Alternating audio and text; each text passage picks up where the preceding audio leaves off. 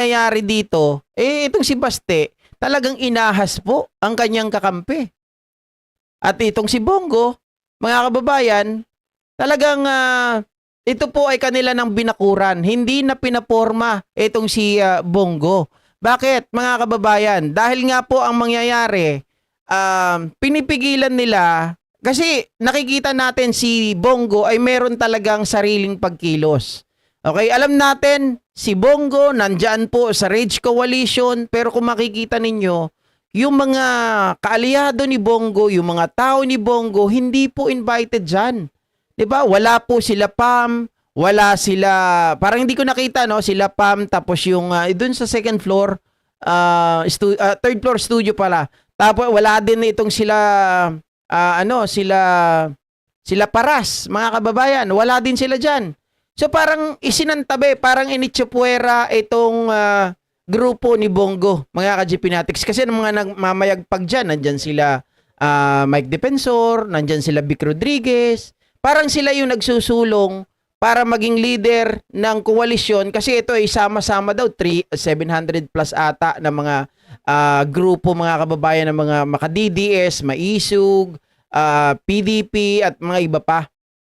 No? Pero ang nangyari dito, maliwanag ito na pagharang kay Bongo sa pagtakbo niya kung sakali na si Sara Duterte ay ma-impeach. Pinipigilan nila na si Bongo, mga kababayan, ang maging parang standard bearer ng mga DDS. Kasi nga, nakikita nila dito, teka, nagkakalabo-labo ang mga DDS. Hindi tayo mananalo. So, kailangan natin magkaisa. Kailangan natin ng isang leader. Kaya po, eto may pahayag, mga ka-GPnatics, itong si Mike Defensor, at talaga dito, inamin naman niya talaga.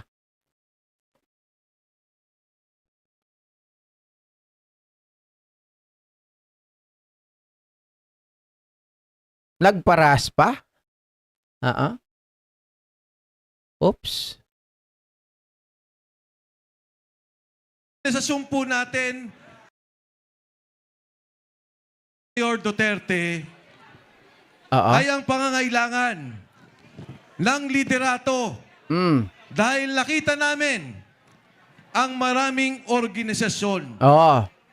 At actually, Mayor Baste, ang organisasyon po natin ay 750 sectoral groups and organizations from President Digong Duterte to Vice President Sara Duterte. Kaya po, agad-agad naman. So napansin niyo yung sinabi ni ni Mike Defensor from Digong Duterte to Sara Duterte kasi magkaiba, mga kababayan. Yung 700 plus na sectors na kanilang mga supporter, magkakaiba yung kanilang gustong patakbuhin.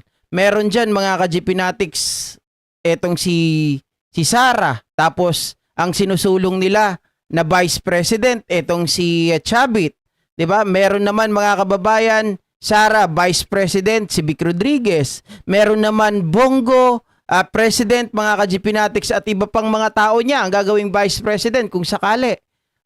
Tapos ngayon, ang nakikita nga nila diyan kapag na-impeach si Sara Duterte ay ipalit, i-secure kaagad etong si Baste Duterte para maging standard bearer ng DDS, mga ka-GPnatics. Kaya yan po ang ginawa nila. Inunahan nila si Bongo na hindi po makapagtayo si Bongo ng kanyang sariling army, ng kanyang sariling power. Na kailangan hindi siya makaungos, kailangan Duterte pa rin. Kasi alam naman natin si Bongo, mga kababayan, mas malapit sa tatay kaysa sa mga anak. Yung mga anak, ayaw niya yan eh. Maging si Montulfo, ganyan din. 'Di ba? Kaya, mga kababayan, nagpaplastikan lang ang mga ito. Pero nakita po natin bakit wala dyan yung mga tao ni Bongo. Sabi ni Mayor Baste Duterte, payag ako na tumayo bilang leader ng iba't ibang grupo at koalisyon. Nandyan na po ang PDP, nandyan ang Maisog, nandyan ang PANA kay Secretary Esperon, nandyan ang Kampilan, sila Kong Adamat, Ngayon po, malinaw na. May leader na ang ating mga organisasyon. May leader na ang ating grupo. Walang iba kundi si Mayor Baste Duterte.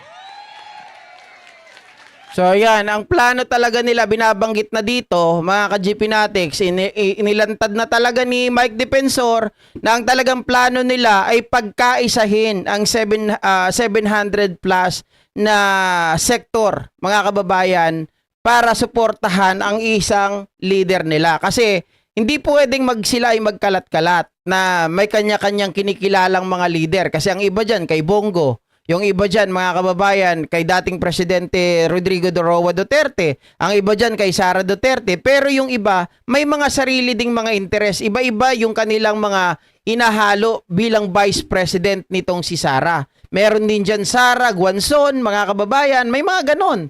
So, may kanya-kanya silang mga agenda. May kanya-kanya silang hinahanap na kwarta. Ganon. Oh. Kaya ngayon, naghanap ng paraan, ang nakita ko na talagang tumutulak dyan na maging leader itong si Baste ay itong sipsip na si Mike Defensor, sila Vic Rodriguez, at di pa bang mga grupo, mga kababayan, hindi kabilang sila Bongo. Kasi si Bongo magugulat mamaya eh. Eto, tingnan nyo kung paano nagulat si Bongo. At tandaan ninyo, ang laban natin na to, ang objektibo, tuloy-tuloy ang laban natin. Yung mga magsasaka, nakasama ni Congressman Viste, ang pinaglalaban, ang pagtaas ng presyo. Ang presyo ng krudo, pataas. Ang presyo ng bilihin, pataas. Pero ang antas ng buhay ng Pilipino, ng bawat pamilyang Pilipino, pababa ng pababa. At sa gitna ng problemang yan, ano ang gusto nila? Intriga, politika. Ito po ang pinaglalaban natin. Yung ginagawa nila, natanggalin si BP Inday Sara Duterte para wala silang kalaban sa... Okay, ayan mga ka-GP Natics, na binabanggit niya, di ba? Binabanggit niya na yung kanilang plano ay tanggalin si BP Sara Duterte. At dito niya rin ibubunyag mismo ang kanila talagang number 1 na plano. Politika, yan ang lalabanan natin. 2023 pa, pinlano na nila. Hinuli, kinidnap ang Pangulong Duterte. Dinala, isinuko sa dayuhang korte. 2023, ngayon. Hoy, mali ata yun. Mali. Mga kababayan, kasi dinoble check ko kanino narinig ko to. Hoy, di naman Defensor, ayusin mo naman. Oh, di ba nakalagay kanina sa sulat ni Madriaga, 2025 talaga yung plano ninyo. Kaya inunahan ni Pangulong Bongbong Marcos at ng ICC yan. Oh, GP, baka nagkakamali ka dyan. Wala kayong nalaman si Pangulong Bongbong Marcos sa paghuli kay Digong. Oh, whatsoever, mga kababayan. Basta, ang Pangulo natin, si Pangulong Bongbong Marcos, ang nakatayo bilang Pangulo ng pinabitbit si Digong sa dahig. But it was March 11, 2025. Hindi po 2023, Mike Defensor. Mali ka po dyan. At yung 2023 na sinasabi mong plano na ipahuli si Digong, hindi po mga mismong si Digong nga nagsasabi sa kanyang interview. It's nothing to do with BBM. Walang ginawa si BBM. Wala siyang alam dito. Dati na po ito bago pa maupo si BBM, mga kababayan. Diba? Ano sinasabi mo, Mike Defensor? Paninira yan. Maliwanag na kasinungalingan. Ang gusto naman nilang tanggalin, ang sinusuportahan, ang kasama natin, at ang mananalong presidente, gusto nilang mawala si BP Inday Sara Duterte. Hindi natin papayagan. Tama? Lalaban ba tayo? Oh, lalaban kayo. Ibang paglaban ang gusto nyong gawin. Lumapit lumapit sa RTC ng Quezon City, lumapit sa Supreme Court. Mga hamag kayo. Ang hindi nila naintindihan, nilipat na nila si Digong. tinanggal na nila si Inday Sara. Mhm. Hindi nila alam. Pag ginawa nila yan, may kandidato pa tayo. Si Baste Duterte. Oh, magulat mga kababayan. Nakita nyo yung Nakita nyo yung reaction ni Vic Rodriguez? Nakita nyo yung reaction ni Bongo, mga kababayan? Oh, parang nagtaka sila. Uy, teka. Parang Oh. Kaya kayo, Senado, Oh, tingnan nyo si Bongo, malungkot. Malungkot si Bongo, mga kababayan. Bakit naman kasi si Baste? Oh, sabi siguro ni Bongo, teka, ako ang matagal nagsilbi kay Tatay Digong Ako yung talagang kasama niya, di ba dapat ako yun? Oh, bakit naman si Baste? Kongreso, Oh. huwag kayong luluko-luko. Dahil may panlaban pa kami sa kinatawan namin si Mayor Baste Duterte.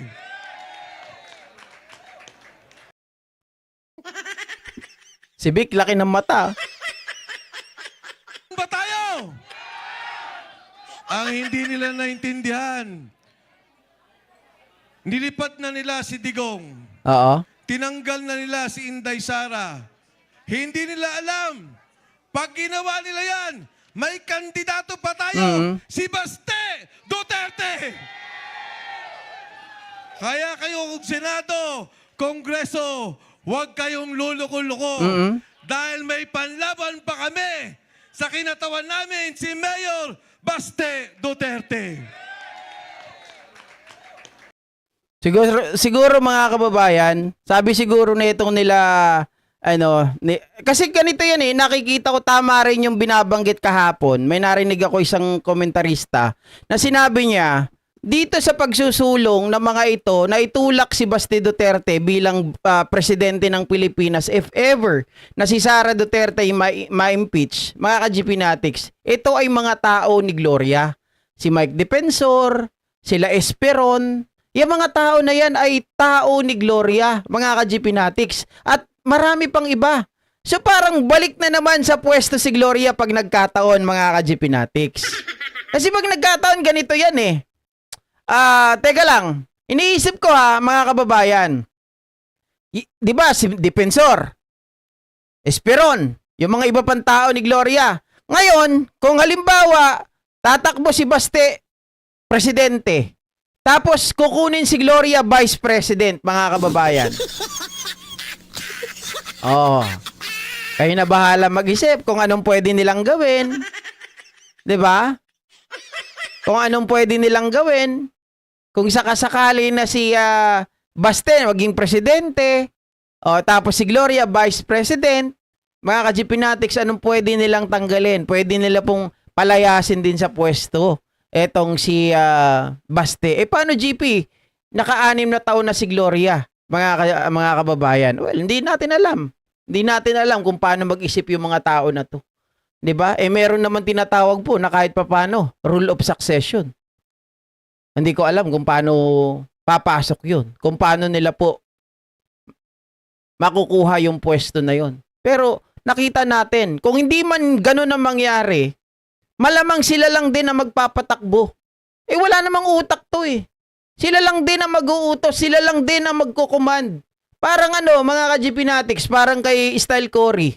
'Di ba? Yung mga nakapaligid sa kanya, yun din ang nagdidikta sa kanya. Walang sariling utak, walang sariling mga paa. Utusan lamang. Pinapaikot ng mga taong nakapaligid sa kanya. Gantong-ganto rin yun.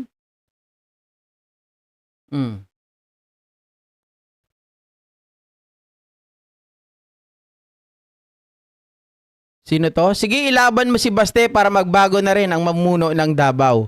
Sabi ni Ma'am Merlita Pitogo. Pero palagay ko, pag tumakbo si Baste bilang presidente ng Pilipinas, ang tatakbo naman dyan sa kanya, sa Davao, syempre kukunin niya ng kanyang pamangkin. Ganon din, hindi nila pababayaan basta-basta ang Davao. Mga ka-GPnatics, kailangan nilang i-secure yan Otherwise, mas maraming lalabas na mga bulok ng mga Duterte pag nagkataon. Di ba, Andrea Jong? Sabi ni Ma'am Senny Mistrili, si Bansot, kilala natin kung anong ginawa niyan nung nakaupo. Totoo. Magiging puppet president niya rin yan. Kung hindi ba nila patanggalin, puppet president yan kung sakasakali. Oh.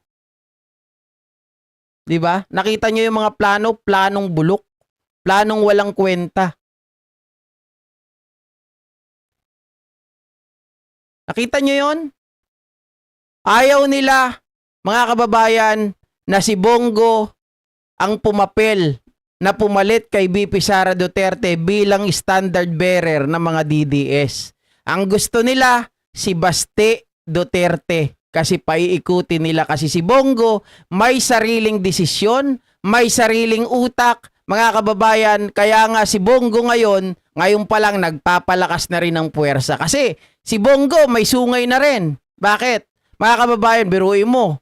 Ang taas niya dun sa mga nagdaang mga di ba? Mga halalan. Oh, nag-number 1 si Bongo. Nung nakaraan, 27 million kay Bongo. Oh, 28 million pa nga ata. So, kumbaga mga kababayan, may bentahe na si Bongo pag nagkataon.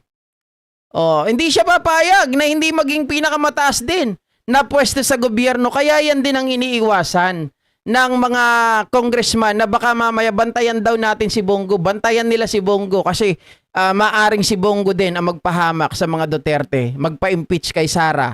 'Di ba? Bumoto kay Sara. Oh. Sko. Ayan, mga kababayan. Please, wag mo na ikampanya si Bongo, isa rin niyang babalo, sabi ni Eddie Wow. Sino ba nangangampanya kay Bongo? Hindi ko kinakampanya si Bongo. Usapin lang ito, mga kababayan, ng Duterte at Bongo. Nag-aagawan sila sa pwesto. Diba? Wala ako. Bakit ko naman gugustuhin to mga to? Eh, pare-pareho mga basura. Pare-pareho mga walang kwenta. Diba? Walang mga isang salita. Si Bongo pa lang sabi niya, sasamahan niya si Tandang Digong. O, bibigyan niya ng tsinelas. Hindi naman niya pinupuntahan. O, kung tutuusin, ninong pa siya ni Kitty. Pero yung si Digong, hindi niya madalaw sa dahig. Paniniwalaan mo yan? At nakita na natin yung pagiging sinungaling ni Bongo. O, kaya nga, mga kababayan, alam nyo, eto lang yung sasabi ko sa mga vloggers. 'Di ba? Lahat ng mga sumusuporta at nagiging masyadong panatiko sa mga politiko, nako, nasisira ang buhay. Bakit kanyo? Meron akong kilala, mga dating pro-BBM vloggers. Kilala nyo naman siguro yung mga yon, naging supporter ni Bongo. 'Di ba, noong mga nakaraang taon. Pero nakita nyo yung mga channel ngayon, mga kababayan, halos hindi na po humihinga. Wala na, iniwanan na rin sila na sa ere ni Bongo Dati sila Philip, lagi nilang kasama sa mga vlog. Si Bongo, lagi nilang kasama sa mga vlog nila. Lagi silang nakasunod. Ngayon, wala na. Mga kababayan, pinabayaan na rin sa ere. Diba? Kaya mahirap maging panatiko. Maganda maging neutral lang. Kung binabanatan ko ngayon yan, hindi dahil pinagtatanggol ko si Bongo, pakialam ko dyan. Diba? Oo. Sabi ni Mary Ann, mahati at magkakagulo ang mga bobo. Yan nga yung gusto natin mangyari. Magkagulo sila, mahati-hati sila, para nang sa ganon, mga kababayan, wala silang pundasyon. 'Di ba? Malabo silang manalo. So sa kalaban tayo, sino ba yung kalaban? Kalaban nila kung si Risa or si Lenny, mga kababayan. Pero kung lalaban pareha si Lenny o si Risa, kay Risa ako. Hindi ako magli-Lenny. Si Lenny parang pinakita niya na sa yung takot siya sa mga Duterte. Pero si Riza palaban. 'Di ba? Alright, so hanggang dito na lamang po mga kababayan. Maraming salamat po muli sa inyo at magandang hapon po sa inyong lahat. Bye guys!